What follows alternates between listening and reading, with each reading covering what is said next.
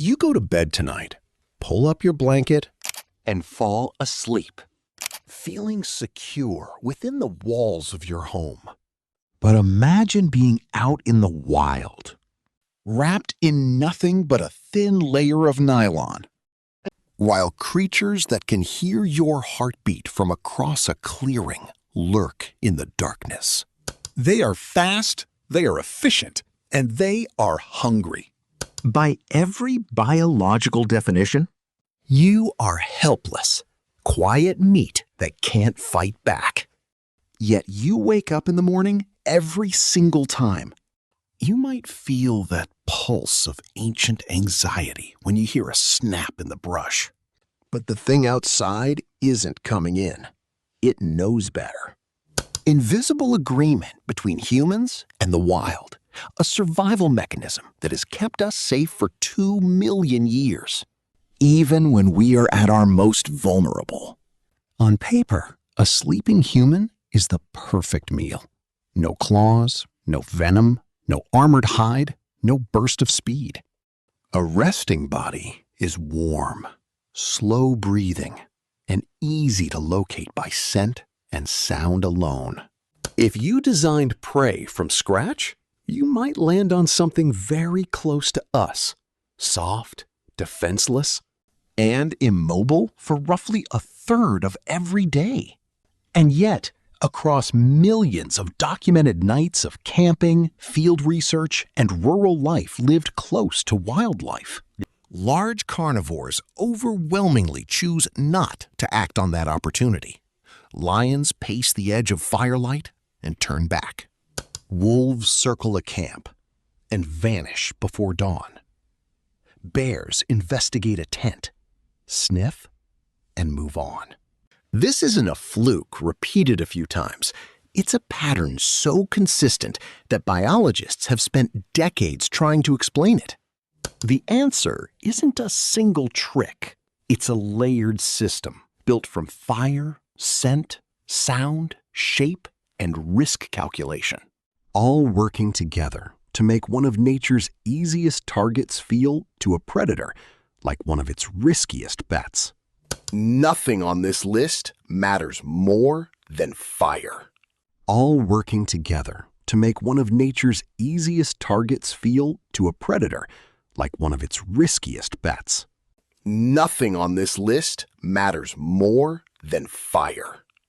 Roughly 1 million years ago, early hominins began controlling flame, not just using it opportunistically after a lightning strike, but keeping it alive, feeding it, carrying embers between camps. That single technological leap did more to protect the sleeping human body than any physical adaptation could have. Fire works on predators in 3 separate ways at once, and understanding all 3 explains why campers are told, again and again, never to let the fire die. It blinds them. Most nocturnal hunters, including big cats, rely on a light-amplifying layer behind the retina called the tapetum lucidum, the same structure that makes a cat's eyes glow in headlights. It's extraordinarily good at gathering faint light.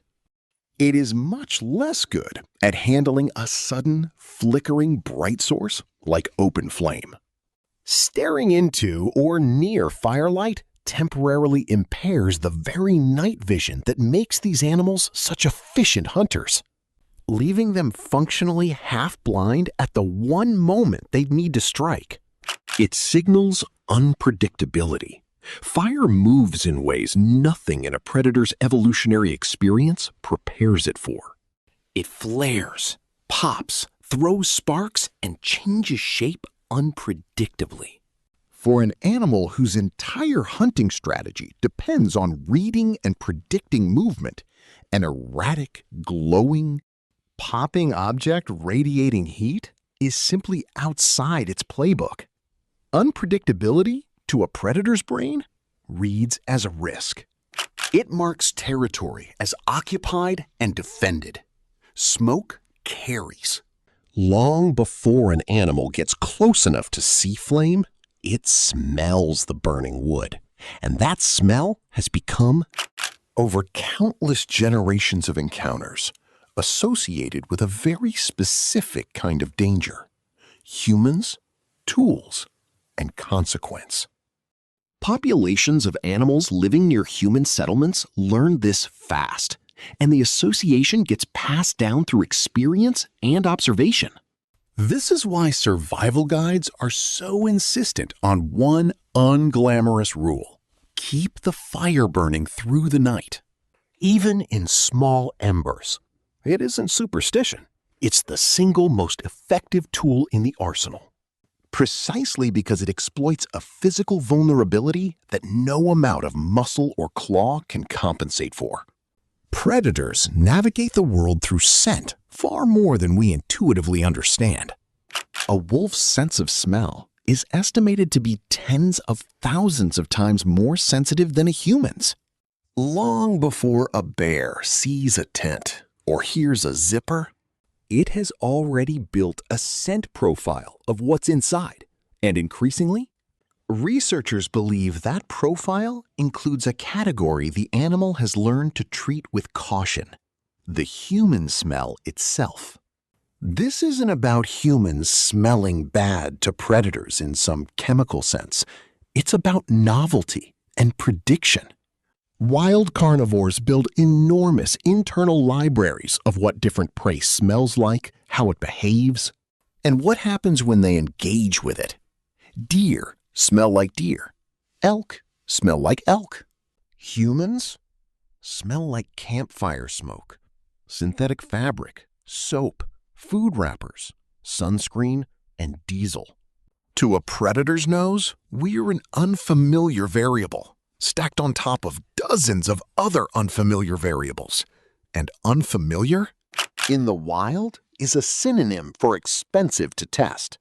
Behavioral ecologists call this general caution around unrecognized objects and smells neophobia, literally, fear of the new. It's not unique to how animals treat humans. It governs how they treat anything outside their learned experience. From a strange rock formation to a food source that looks slightly wrong. But because encounters with humans are, for most large carnivores, rare and often accompanied by loud noise, chemical repellents, or worse, that neophobia gets reinforced specifically around us, generation after generation. There's a deeper layer, too. Many large predators are ambush specialists, and ambush hunting is built entirely around minimizing risk to the hunter. A lion doesn't attack because it's strong. It attacks because after reading every available cue, it calculates that the odds of a clean, low-injury kill are good enough to justify the attempt. An animal that can't confidently predict what a target will do, or what protection that target might have, will very often choose to walk away and wait for an easier opportunity elsewhere. In a landscape full of genuinely easy opportunities, a nervous young antelope, an isolated newborn calf, a strange-smelling, fire-adjacent, oddly shaped lump under nylon is rarely worth the gamble. Group behavior is one of the oldest survival strategies in the animal kingdom. And it turns out that sleeping humans benefit from it just as much as waking ones do. Maybe more. Multiple sleepers around a single fire create a kind of passive alarm system. Human sleep isn't perfectly synchronized. At any given moment during the night, someone in a group is likely to be in a lighter sleep phase, shifting position or briefly waking. Every rustle, cough, or repositioning sends a small signal outward into the dark. This group is not fully unconscious. For a predator assessing risk from a distance, that constant low-level movement is a strong deterrent. Because true vulnerability, the kind ambush predators are built to exploit, usually means stillness and unresponsiveness for an extended, predictable window. A camp that shifts and murmurs through the night? doesn't offer that. This mirrors something researchers have long observed in prey species that sleep in herds. Predators overwhelmingly target the isolated individual, not the group. A lone wildebeest sleeping away from the herd is a far easier and more common target than one bedded down in the middle of dozens of others. Even though physically nothing about that individual animal has changed. Numbers dilute individual risk and multiply the group's collective sensory coverage. Human camps, intentionally or not, replicate this exact structure. It's also worth noting the layout itself. Tents clustered around a central fire, gear positioned as informal barriers. The smell of multiple humans overlapping. All of it adds complexity to a predator's approach. Complexity, again, is the enemy of ambush hunting. Here's where the story gets genuinely strange, and where some of the most compelling explanations live. Large predators build their hunting behavior around recognizable silhouettes and movement patterns refined over millions of years of predator-prey coevolution. A deer's gait, a gazelle's bounding escape, a boar's low charge. These are patterns etched deep into a hunting animal's threat and opportunity assessment system. Humans, especially sleeping humans, wrapped in fabric inside a tent, don't fit any of those patterns. Some field biologists who study large cat behavior around human settlements point to something specific. An upright, bipedal posture appears to trigger caution in many big cats, even when the human in question is not standing at all, but simply occupies a vaguely upright adjacent silhouette, as bodies often do inside a tent or sleeping bag propped against packs. Tigers and lions that have spent time near humans seem to develop a learned wariness toward the general human shape, and that wariness appears to generalize even to distorted or partial versions of it. A shape it cannot immediately categorize as familiar prey is a shape it is reluctant to commit to attacking, because a misidentified target could fight back in ways an antelope never would. There is also the simple matter of unfamiliar texture and outline. A nylon tent doesn't smell, sound, or look like an animal. It's a hard-edged, oddly scented, semi-reflective obstacle standing between a predator and whatever is making the human-adjacent smells and sounds inside it. Investigating that barrier takes time and exposes the predator in the open, near a fire, near other humans, for longer than most ambush strategies are built to tolerate. Hearing is the last major channel in this system, and it works in two opposite directions at once. One that should terrify you, and one that quietly protects you. The terrifying direction first. Many nocturnal predators have hearing calibrated to catch exactly the kind of sounds a resting body makes. A snapping twig, a shifted breath, a stomach growl. These register clearly to an animal whose ears are to funnel and amplify low-frequency rustling in still air. There is no hiding from this. Silence is not an option available to a sleeping human, and predators know it. But the second direction is where the protection lives. Predators listening for prey aren't just detecting sound. They're reading its rhythm. And rhythm tells a story. A steady, even, deeply unconscious breathing pattern is one kind of signal. A steady, even, deeply unconscious breathing pattern is one kind of signal. A pattern that shifts, catches, pauses, and resumes irregularly. The kind produced by someone drifting between sleep stages, dreaming, or briefly startled by a distant noise, is a completely different signal. It suggests a nervous system that is still at some level online. Field researchers who study predator approach behavior near camps have repeatedly noted that animals tend to freeze, retreat, or abandon an approach the moment they detect any irregular movement or vocalization from a sleeping target. Even something as small as a mumble or a shift in position. Full unconsciousness, sustained and predictable for a long stretch, is the profile predators are built to exploit. A body that occasionally interrupts that profile, even involuntarily, is read as a body that might wake up mid-attack, and a predator that gets a mouthful of fighting. Screaming human instead of a clean kill has just made the worst trade of its life. This is, incidentally, one of the quieter reasons snoring campers get teased but rarely eaten.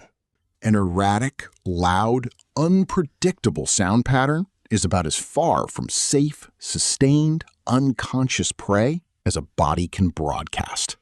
For a long time, the dominant story of human evolution cast our ancestors almost entirely as hunters, tool-wielding, spear-throwing masters of the savanna, climbing steadily toward the top of the food chain.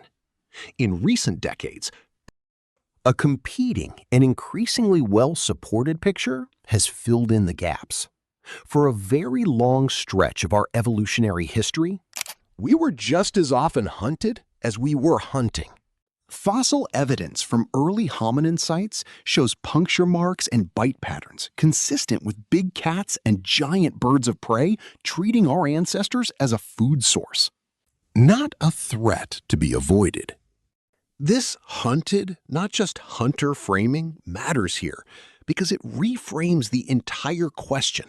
The uneasy truce explored in this article wasn't handed to us. It was built, generation by generation. Out of the survivors of exactly the encounters this article describes, every hominin who slept without fire, without a group, without caution and paid for it, simply didn't pass on their habits. What remained over hundreds of thousands of years was a species that instinctively clusters, instinctively tends fire, and instinctively startles awake at the wrong kind of silence. We didn't outmuscle the predators around us. We out-organized them. And then we passed that organization down so thoroughly that most of us now do it without ever consciously deciding to. Comparative anthropologists have also pointed to something almost poetic in this. The same behaviors that once kept a small band of hominins alive on the savanna are essentially unchanged. Still the exact behaviors modern wilderness guides recommend. Build a fire, stay in a group, keep some awareness active, even in sleep. It's rare for advice to remain identical across 2 million years, but this one has. Because the underlying physics of predator risk assessment hasn't changed, even though almost everything else about human life has. It's tempting to imagine predators as opportunistic killing machines, waiting for any lapse to strike. Large carnivores are extremely risk-averse when it comes to potential prey that could cause injury. An injury in the wild, a broken tooth, a torn muscle, a wound that gets infected, isn't an inconvenience. For an animal that survives by hunting, it can be a death sentence weeks later through slow starvation. This single fact reshapes almost everything about how predators choose targets. Every hunt for a lion, wolf, or bear runs through something close to a cost-benefit calculation. How much energy will this take? How likely am I to get hurt? How certain am I of success? A sleeping human, wrapped in unfamiliar material, next to fire, surrounded by unfamiliar smells, possibly near other stirring humans, scores badly on almost every one of those questions, even though the difficulty of physically overpowering the target score is misleadingly low. Predators don't have access to that last number in isolation. They read the whole scene. And the whole scene says, proceed with extreme caution, or don't proceed at all. This is why, statistically, unprovoked predator attacks on undisturbed, sleeping campers are rare events relative to the sheer number of nights humans spend in predator territory worldwide. It's not that predators can't do it, it's that most of the time, the math doesn't favor trying.